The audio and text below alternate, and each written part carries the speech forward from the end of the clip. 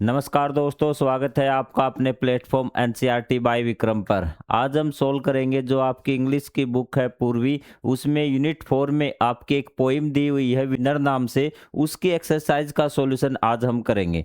जैसा कि आपको पता है हमारी ये एनसीईआरटी ऑल सब्जेक्ट मतलब आपकी कक्षा के सभी सब्जेक्ट लाइन बाय लाइन पढ़ाए जाएंगे और ये लेक्चर विशेषकर बनाए गए हैं मेरे साथी अध्यापकगण व जो बच्चे ट्यूशन पढ़ाते उनके लिए, ताकि बच्चों को समझाने में किसी प्रकार की कोई दिक्कत उनको न आए। और मैं आपसे अनुरोध करूंगा, यदि आपको किसी प्रकार से हमारे पढ़ाने का तरीका या फिर पढ़ाने में कोई त्रुटि रहती है तो आप कमेंट करके अवश्य बताएं, ताकि अगले वीडियो में हम उनको सुधार सकें।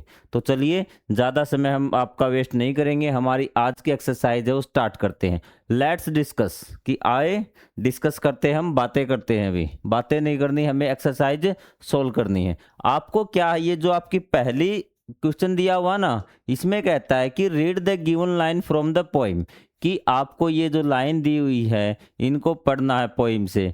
Right the meaning of the lines bye identifying the words expressions in them, और इन लाइनों के आपको मतलब बताने हैं कि इन लाइनों से जो पोइट है वो क्या कहना चाहता है। आपको क्लियर हुआ? लाइन आप बुक हमेशा साथ रखना, बुक के बिना आपकी एक्सरसाइज सोल्व नहीं होगी। तो ये आपके इस प्रकार से दी लाइन दी हुई है और छोटा छोटा आपको क्लू भी दिया हुआ है कि उस क्लू का क्या मतलब है, कि क्लू से आप इस लाइन का मतलब निकालिए। तो चलिए हम चलते हैं, क्योंकि कई बच्चों ने ये कहा था कि सर आप पीडीएफ लेके पढ़ाइए, हम स्क्रीनशॉट ले आए भी, ताकि स्क्रीनशॉट ले आए ले पाए। तो ये देखिए भी, नेक्स्ट टू द क्रिक, इसका मतलब होता है कि जो क्रिक होती है ना, उसका मतलब होता है कि पानी का छोटा सा स्रोत। वो आपका जोहड़ भी हो सकता है, वो आपका तालाब भी हो सकता है, वो आपका रिवर भी हो सकता है, वो आपकी स्ट्रीम भी हो सकती है। तो लेकिन यहाँ पे जो क्रिक है ना, आपको पता है कि बच्चे खेलने गए थे, खेत में क्या मिलेगा, खेत में यहाँ पे हम जाएंगे स्ट्रीम की तरफ। किसकी तरफ? स्ट्रीम की तरफ। The creek is a small stream of water, creek क्या है? पानी की एक नहर है, छोटी नहर है। The children are playing near the creek, और उस नहर के पास बच्चे खेल रहे हैं।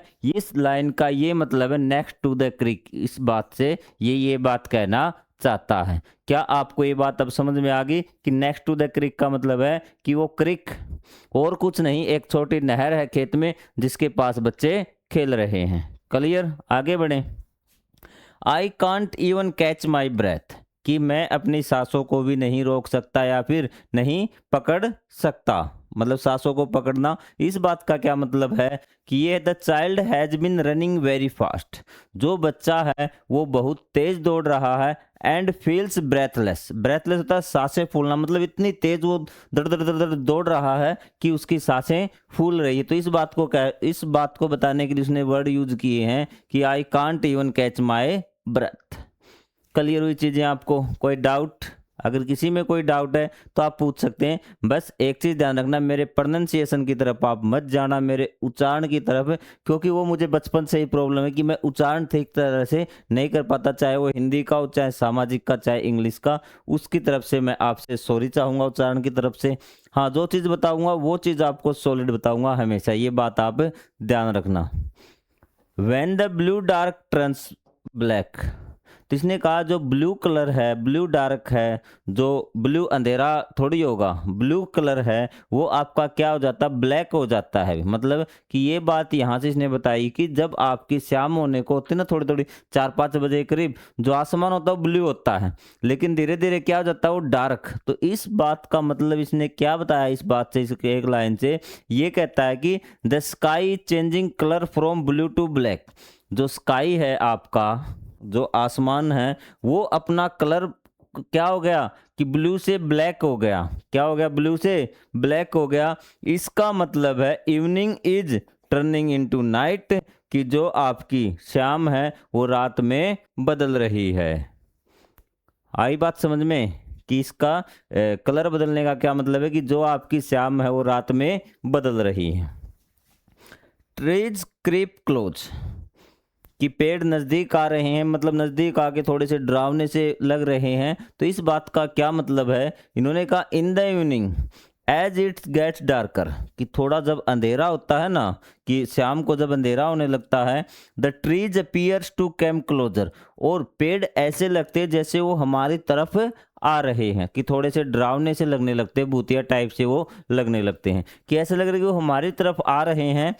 Creating a sense of night approaching, और वो हमें इस प्रकार की सेंस, मतलब कि हमें ये महसूस कराते हैं कि नाइट हो रही है, रात हो रही है। तीनों लाइनों में यही बताया कि चाहे आपका ब्लू से डार्क हो जाए, ब्लैक हो जाए, उसका मतलब यही कि रात हो रही है। जो ट्री क्रीप हो रहे हैं तो उसका मतलब यही कि वो रात हो रही है। दोनों लाइनों का यही मतलब है, आपको इसमें कोई डाउट नहीं है, दोनों का यही कि नाइट होने वाली है।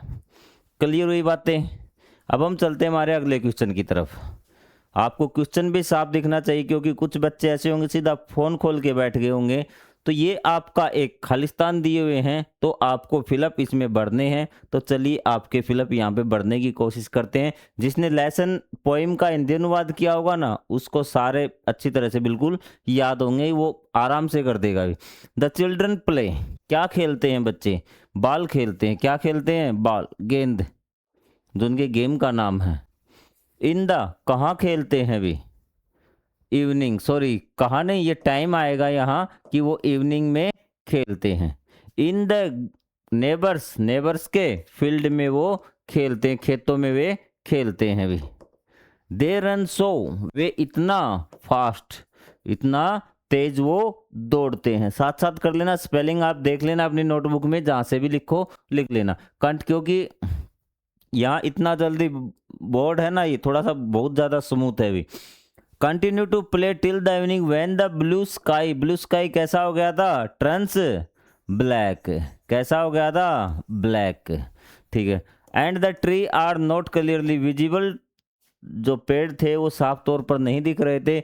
They can feel their feet अचे, अचे मतलब कि उनके पेड़ दर्द करने लगे थे, जो आपके पैर हैं उनके वो दर्द करने लगे थे। एचे होता है दर्द करना है, कोई चीज़ चुभना भी, ठीक है। नाउ दैट्स इज कोल्ड, अब ठंड हो चुकी थी। फाइनली दे स्टॉप प्लेइंग, उन्होंने खेलना क्या कर दिया? बंद कर दिया। Go home as it is night, और वे घर चले गए क्योंकि रात हो चुकी थी। तो आपके फिलअप कंप्लीट।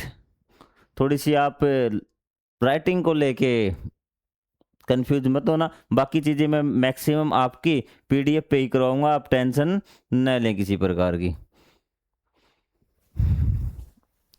तो आपके खालिस्तान हो गए। अब उसके बाद आपको क्या दे रखा है? उसके बाद आपको दे रखे हैं यहाँ पर let's think and reflect lines.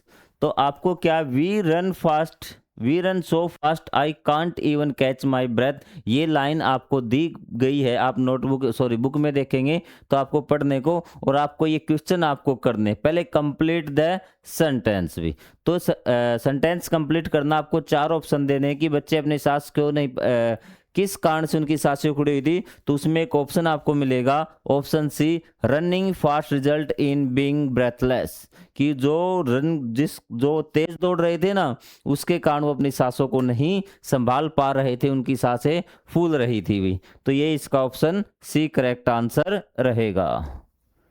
Clear हुई बात है आपको? इज द स्पीकर अलोन, इसने कहा कि ये जो आपको बातें बता रहा ना पोइट, ये अकेला है क्या? इस बारे में आप क्या सोचते हो? आपको क्या लगा कि वो अकेला है खेलते समय? तो आप कहोगे नहीं सर अकेला नहीं है। फिर आपसे एक क्वेश्चन पूछेगा, आपको कैसे पता है वो अकेला नहीं है? तो क्या जवाब दोगे? Know the speaker is not alone, नहीं स्पीकर अकेला नहीं है, स्पीकर अकेला नहीं है। तो आप लोगों को कैसे पता चला कि इसके जो आपका स्पीकर है वो अकेला नहीं है? मतलब स्पीकर मतलब पोइट अकेला नहीं है, कभी अकेला नहीं। वी रन, इसने एक शब्द यूज किया लाइन, वी रन, वी मतलब हम। अगर ये अकेला होता तो वी रन नहीं कहता, ये क्या कहता? आई रन, मैं दौड़ता, हम दौड़ते हैं, या आई दौड़ते हैं। तो इसने कहा हम दौड़ते हैं, हम मतलब एक से ज्यादा हो गया। We run shows that friends are playing together, we run दिखाता है कि जो दोस्त हैं वो सब मिलके खेल रहे हैं। तो इसका मतलब ये अकेला नहीं है। चीजें क्लियर हुई आपको? एक एक लाइन आपको समझ में आनी चाहिए कि क्या कह रहा है, तब तक पढ़ने का कोई मजा नहीं है जब तक आपको चीजें समझ में ना आए। तो चलिए भी अगला, what does the pattern in the lines tell us, ये पैटर्न क्या दिखाता है आपको, मतलब जो लाइन है ना इनमें क्या बात दिखाई जाती है, तो ये बात दिखाती है, it shows that the children are playing the excitement and energy. तो इसने कहा कि ये जो लाइन हमें दिखा रही है कि बच्चे बहुत ज़्यादा एक्साइटमेंट से और एनर्जी से खेल रहे हैं, मतलब बहुत ज़्यादा उत्साह से बच्चे खेल रहे हैं, उत्साह और ऊर्जा से बच्चे खेल रहे हैं। ये लाइन हमें ये चीज़ें शो कर रही है, ये ट्रेंड बता रही है, ये आपका पैटर्न बन रहा है लाइंस, ठीक है।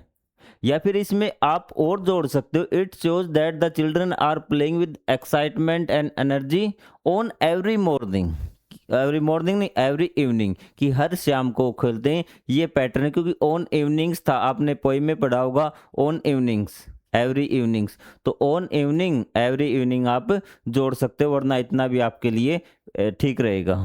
अब दोबारा से दूसरी लाइन दी है आपको, when blue dark turns black cold grass चे और फील्ड। इसने कहा कि जब ब्लू डार्क टू ब्लैक हो ना, जब रात हो जाती है ना, तो गोल्ड ग्रास है आपकी, कोल्ड जो ग्रास है आपकी, ठंडी जो घास है, वो उनके पैरों में दर्द करने लगती है, चुभने लगती है, यहाँ पर भी दर्द कर चुभने लगती है। ट्रीज क्रीप क्लोज, जो पेड़ और डरावने हो जाते हैं, ऐसे लगता है कि उनकी तरफ आ रहे हैं। गेम्स ओवर, और गेम खत्म हो जाता है। नाइट विंस, मतलब नाइट अब हो जाती है और हमें गेम रोकना पड़ जाता है। भी चीज़ें क्लियर हुई। अब इस पे क्वेश्चन पूछे गए हैं भी, give one reason why the grass is cold, एक रीजन बता दो घास क्यों ठंडा है। भी एक रीजन बता दीजिए कि घास क्यों ठंडा है। तो एक कारण हम बता देते हैं कि घास क्यों ठंडा है। भी the grass is cold, grass ठंडा है क्योंकि the temperature drops in the evening, कि शाम को तापमान कम हो जाता है। और तापमान हमने साइंस में पढ़ा है, तापमान कम होता है तो कोई भी चीज़ ठंडी होगी, तो इसके कारण क्या घास ठंडा है। भी ठीक है, कि शाम हो गई थी ना, तो टेम्परेचर क्या शाम को डाउन हो जाता है, तो डाउन होगा तो क्या होगा कि जो आपका घास है वो ठंडा होगा, मौसम भी ठंडा हो जाएगा। भी कंप्लीट द सेंटेंस स्टेबली, भी the children's feets are aching because. इसने पूछा कि जो बच्चों के, जो इसमें था ना कंप्लीट द सेंटेंस, इसमें नीचे एक लाइन थी कि वो पैर क्यों दर्द कर रहे थे उनके भी, ठीक है, ऐसा क्या हुआ था। भी the children's are feet aching, वो क्यों चुभ रहे थे, उसमें ऐसी चीजें पूछी गई हैं। Because they have been running and playing, यहाँ पे एक वर्ड ऐड करना बेटा, आप वो ऐड करना बेयर फुट। भी क्या करना, बेयर फुटेड, कि वो नंगे पैर क्या कर रहे थे, खेल और दौड़ रहे थे, इसलिए उनके पैर एक लंबे समय से वो क्या कर रहे थे, नंगे पैर खेल व दौड़ रहे थे, इसलिए उनके पैर में वो ठंडी घास थी वो चुभ रही थी, उसके कारण उनके पैर दर्द कर रहे थे। आपको ये चीज़ें समझ में आई क्वेश्चन?